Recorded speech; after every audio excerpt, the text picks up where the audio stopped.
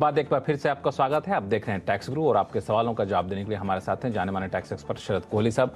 कोहली साहब, लोगों के सवाल जवाब लें उससे पहले एक सवाल जो बार बार आता है और इन दिनों इसकी प्रासंगिकता और ज़्यादा बढ़ गई है कि जो लोग भारत से जाते हैं विदेश में, वहाँ पर कमाई करते हैं, तो उस कमाई पर इनकम टैक्स कई बार वहाँ भी देना पड़ता है, कई बार यहाँ भी देना पड़ता है, तो कैसे बचाया जाए दोनों टैक्स से? देखिए लक्ष्मण, दो सेक्शन होते हैं इनकम टैक्स में, सेक्शन 90 और 91। एक सेक्शन बना है जिन देशों के साथ हमारी डबल टैक्स अवॉइडेंस अग्रीमेंट है, DTAA कहते हैं, सेक्शन 9 जी, सेक्शन 90 और 91। दूसरा सेक्शन होता है जिनके साथ हमारा DTAA नहीं है। भारत सरकार जिनके साथ हमारा DTAA नहीं है उनके साथ भी हमें ये बेनिफिट देती है। मतलब ये नहीं कि आपका ऐसा देश हो तो वहां पर आपको दो तीन चीजों का फायदा मिलता है, उसको हम FTC DTA बता दूं दर्शकों की, दो देशों के बीच में करार होता है कि हम लोग एक दूसरे पर डबल टैक्स नहीं लगाएंगे, यानी जिस पर हमने टैक्स लगा दिया उस पर आप नहीं लगाएंगे, जिस पर आपने लगा दिया उस पर हम नहीं लगाएंगे। तो एक देश दूसरे देशों से आपस में करार करते हैं। तो जो कोहली साहब कह रहे हैं वही कह रहे हैं, जिन देशों के साथ DTA नहीं है उनको भी ये छूट मिलती है, उनको भी डबल टैक्स नहीं चुकाना पड़ता। और उस छूट को बोलते हैं हम FTC, फॉरेन टैक्स क्रेडिट। हम ITC GST में बात करते हैं, यहां पर भी एक FTC है। और ये इसमें दो तीन चीजें ध्यान रखने वाली हैं कि जिस सोर्स पे आपने ये कमाया है उसी सोर्स के अंतर्गत बाकायदा आपको बेनिफिट दिया जाता है। मान लीजिए किसी की सैलरी है, यहां भी सैलरी है तो सैलरी का सैलरी में मिलेगा। मान लीजिए कैपिटल गेन है, कैपिटल गेन में मिलेगा। तो पहली ध्यान रखने वाली बात यह। दूसरा ध्यान रखने वाली बात यह है कि फॉर्म 67 एक फाइल करना होता है करदाता को इस FTC को लेने के लिए। और अब इस फॉर्म 67 फाइल करने की समय सीमा को भी बढ़ाकर एंड ऑफ असेसमेंट ईयर तक कर दिया गया है। और अगर कोई यह जानना चाहता है कि FTC कितना मिलता है लक्ष्मण, जो कि बहुत जरूरी बात है, वो आपका दोनों में से जो लोअर होगा, मतलब आपका विदेश में जो टैक्स लगा होगा उसी इनकम पर, और उसी इनकम पर जो भारत में टैक्स लगा होगा, एक जितना तो होगा नहीं क्योंकि टैक्स रेट सब देशों के अलग होते हैं, उसमें से जो कम होगा वो आपका रिड्यूस कर दिया जाएगा। बहुत बड़ी सुविधा है लक्ष्मण, क्योंकि आप जब बाहर से इनकम कमाकर आते हैं, वहां टैक्स पे करके आते हैं, तो कई बार ऐसा होता है कि पूरा का पूरा इनकम ही आपका टैक्स में जा सकता है। तो बहुत बड़ी सुविधा ये FTC की दी गई है। और जो भी व्यक्ति, जो भी टैक्स पेयर्स, जो भी दर्शक हमारे बाहर इनकम कमाते हैं, उनको इस FTC का जरूर लाभ उठाना चाहिए। इसकी कोई समय सीमा है? FTC कब तक क्लेम कर सकते हैं? FTC अभी जो मैंने बताया आपको कि रूल 128 है जिसके अंतर्गत ये नियम दिए गए हैं आयकर अधिनियमों के अंतर्गत, उसमें 67 form of end of assessment year तक भी फाइल कर सकते हैं FTC को लेने के लिए। एक सवाल मेरा है कि मान लिया जाए विदेश में कोई आमदनी हुई और पिछले कारोबारी साल में आमदनी हुई और वहाँ पे कुछ हमें लॉस हुआ और यहाँ पे हम इंडिया में आके आमदनी कर रहे हैं, तो यहाँ पे जो मुनाफा है क्या उससे सेट ऑफ कर सकते हैं? इसकी कोई सुविधा होती है कि नहीं? नहीं लक्ष्मण, सेट ऑफ नहीं कर पाएंगे क्योंकि सेट ऑफ के बेनिफिट्स तो हमारे इंडियन इनकम टैक्स में है। सिर्फ जो आपने वहां टैक्स पे कर दिया उसको बचा उसका आप क्रेडिट यहां ले सकते हैं, वो टैक्स दोबारा नहीं देना पड़ेगा। चलिए, इस बीच हमारे पास कई सारे सवाल आ रहे हैं। चलते हैं हैदराबाद, जहां से रिंकू सिंह साहब फोन लाइन पर जुड़ चुके हैं। रिंकू सिंह जी नमस्कार, क्या सवाल है आपके पास? हाँ नमस्कार सर। नमस्कार सर। जी सर गुड आफ्टरनून। जी नमस्कार, बताएं क्या उलझन है? सर मेरा सवाल सर एक है कि मैंने एक अंडर कंस्ट्रक्शन प्रॉपर्टी ली है लास्ट ईयर, और उसका जो है मैं क्लेम नहीं कर पा रहा, मतलब उसमें इनकम टैक्स के लिए। तो अभी मैं ऑफिस में प्राइवेट जॉब में करता हूँ मैं, तो उसमें अलॉटमेंट लेटर ही मिला है मेरे को, पोजीशन लेटर नहीं मिला है उसमें। ये जो अंडर कंस्ट्रक्शन प्रॉपर्टी आपने लोन लेकर लिया है? हाँ लोन लेके लिया हुआ है मैंने। अच्छा, उस पर ब्याज चुका रहे हैं? आपका कहना है कि ब्याज हम क्लेम नहीं कर पा रहे इनकम टैक्स में। अच्छा, पोजीशन कब तक मिलने की संभावना है? ये है दिसंबर 2023। अच्छा, तो अब कोहली साहब ये ले सकते हैं ब्याज पर? आप देखिए, बहुत इंटरेस्टिंग बात हुई। आपने हालांकि उनसे पूरा स्पष्ट कराया, पर देखिए मकान खरीदना और इंटरेस्ट, लोन पर इंटरेस्ट बेनिफिट लेना दोनों एक ही माना जाता है। उन्होंने कहा मैंने मकान लिया है और मैं उसका बेनिफिट नहीं ले पा रहा हूं। आपने उनसे पूरा बुलवा लिया, पर वो सांकेतिक रूप से बता रहे थे तो कि कितना जरूरी है सेक्शन 24 का प्रोविजन। तो रिंकू जी, आपने जो प्री कंस्ट्रक्शन पीरियड का जो भी इंटरेस्ट पे किया है लोन पर, उसको भूलिए नहीं, उसको इकट्ठा करते जाइए। और जैसे ही आपको रिंकू जी ये पोजीशन मिलेगा, उसको आप 5 इक्वल इंस्टॉलमेंट्स में आने वाले 5 सालों में आप उस ब्याज को बाकायदा क्लेम कर पाएंगे। और इसके अलावा जो आपने प्रिंसिपल पे किया है लक्ष्मण, ये जरूरी बात है रिंकू जी के लिए कि प्रिंसिपल को 1.5 लाख तक ATC में आप अभी से क्लेम कर सकते हैं। पर जो इंटरेस्ट आपने दिया है उसको इकट्ठा करिए, प्री कंस्ट्रक्शन का, और 5 इक्वल इंस्टॉलमेंट्स में उसको क्लेम करिए आने वाले 5 सालों। तो ये लीजिए रिंकू जी, आप तो सिर्फ इंटरेस्ट क्लेम करने पर उलझन में फंसे हुए थे, वहाँ तो इंटरेस्ट और प्रिंसिपल दोनों ही आप क्लेम कर सकते हैं। तरीका बता दिया आपको कोहली साहब ने, और यही हमारी टैक्स ग्रुप की खासियत भी है। तो इसका पालन करिए, इस नियम के तहत आपको दोनों तरह के फायदे मिल सकते हैं, आपके लोन के प्रिंसिपल पर भी और लोन के ब्याज पर भी। अब चलते हैं रीवा मध्य प्रदेश, जहाँ से राजेश कुमार पांडे जी हमारे साथ फोन लाइन पर जुड़ चुके हैं।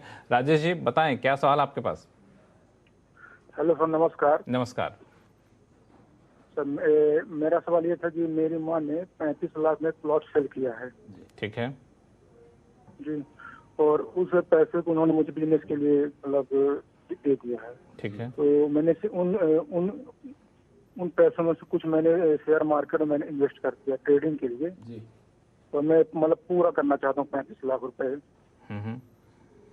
तो ये था कि इसमें मतलब मेरी मम्मी को मतलब लॉन्ग टर्म कैपिटल गेन देना पड़ेगा, जैसे मैंने बिजनेस के लिए उनसे ले लिया है। जी जी राजेश जी, बिल्कुल आपका सवाल समझ में आ गया। देखिए लक्ष्मण, माँ तो माँ होती हैं, उन्होंने अपना प्लॉट शायद जिंदगी भर उन्होंने संभाल के रखा था, बेटे के लिए बेच के दिया। तो देखिए राजेश जी, जो कैपिटल गेन हुआ है, long term capital gain plot बेच के, वो तो उनको देना पड़ेगा उसको। हालांकि बचाने के बहुत तरीके हैं, आप जानते होंगे। सेक्शन 54F के अंतर्गत बेनिफिट ले सकती हैं, सेक्शन 54EC के अंतर्गत ले सकती हैं। इस पर आपको जो दिया ये गिफ्ट माना जाएगा, क्योंकि आप मेजर हैं, 18 साल से ऊपर के हैं, तो क्लबिंग भी अप्लाई नहीं करेगा।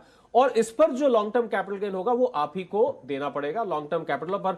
लक्ष्मण, मेरे दिमाग में जब ये पूछ रहे तो एक बात आ रही थी कि माता जी का गिफ्ट किया हुआ पैसा है, राजेश जी कोशिश करें कि लॉस ना ही हो, तो अच्छा इसको जरा सोच समझ के ध्यान से करें। पर कैपिटल गेन वो देंगी और उसके बाद इनकम या लॉस जो भी होगा वो आपके सिर पर होगा। बिल्कुल। तो अगला सवाल लेते हैं जस्सी जी का, जो ईमेल से इनका सवाल आया है, और बड़ा ही महत्वपूर्ण सवाल है। दरअसल ये सीनियर सिटीजन है और इनकी उम्र 76 साल है और इनकम 5 लाख रुपए से कम है। अब ये जानना चाहती हैं क्या TDS जो बैंक काटता है, क्या वो काटना बंद कर सकता है, या फिर काट ले तो क्या हम इसको क्लेम कर सकते हैं? इसकी कोई सीमा है क्या? नियम क्या कहता है? जैसी जी का हम फायदा करा देते हैं लक्ष्मण।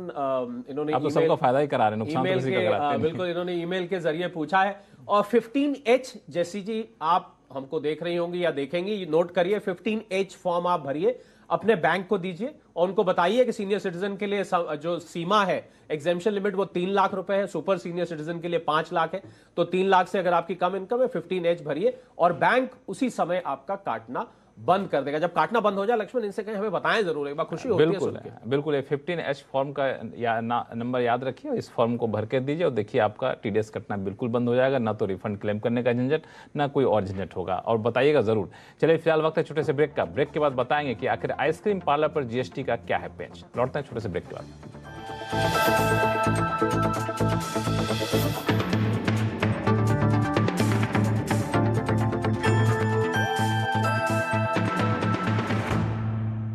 पापा जल्दी करो, ब्लड टेस्ट करवाने जाना है। हम सुबह 5 बजे घर पहुंच जाएंगे, रिपोर्ट भी घर भिजवाएंगे। फिर भी आप पापा को टेस्ट के लिए बाहर ले जाओगे? सॉरी, किसी ने बताया नहीं। फार्मेसी ऐप सब कुछ बताएगा। अब घर बैठे बैठे टेस्ट कराओ, टाइम पे सैंपल ना कलेक्ट हुआ तो पैसे वापस पाओ।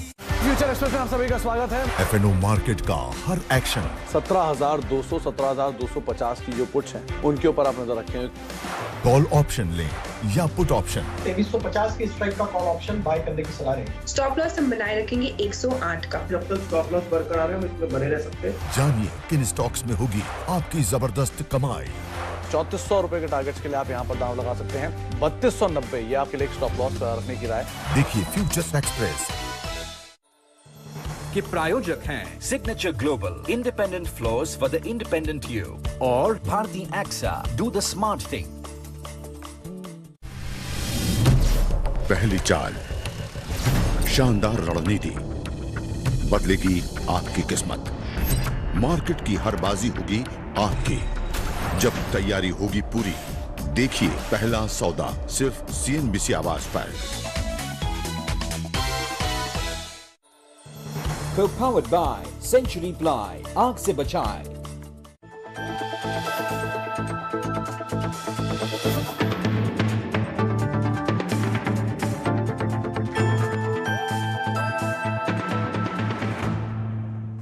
ब्रेक के बाद एक बार फिर से आपका स्वागत है। आप देख रहे हैं टैक्स गुरु और आपके सवालों का जवाब देने के लिए हमारे साथ हैं जाने माने टैक्स एक्सपर्ट शरद कोहली साहब। कोहली साहब, चूंकि इनकम टैक्स के तो कई सारे सवालों के जवाब आपने दे दिए, एक पेच आया है जीएसटी को लेकर के और इस पे सवाल आया हमारे पास दिल्ली से ही है, रजा हुसैन रिजवी साहब। रिजवी साहब नमस्कार, क्या उलझन? नमस्कार जी। क्या उलझन आ गई आपकी? अरे उलझन हो गई कि मेरा आइसक्रीम का पार्लर है। कहाँ पे है? ये दिल्ली में है। अच्छा। ये ट्रांस यमुना में। अच्छा। तो जो रेस्टोरेंट वगैरह हैं उनको जीएसटी तो 5% चार्ज कर रहे हैं, उनमें कस्टमर ज्यादा जा रहे हैं। मेरे पार्लर में आना बंद कर दिया, मुझे 18% जीएसटी लगाना पड़ता है।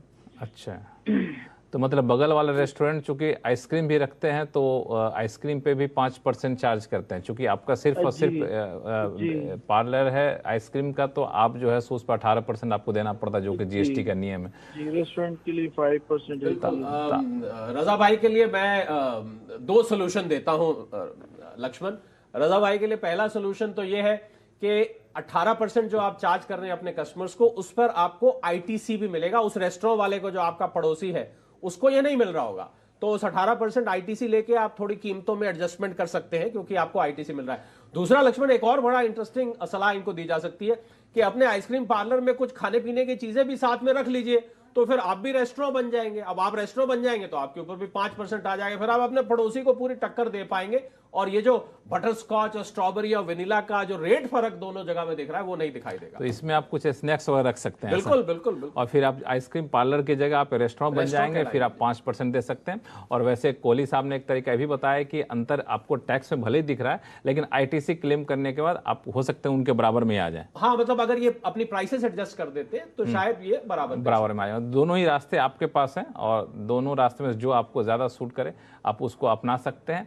और टैक्स ग्रुप में फिलहाल इतना ही। कोहली साहब बहुत बहुत शुक्रिया सभी सवालों का जवाब देने के लिए।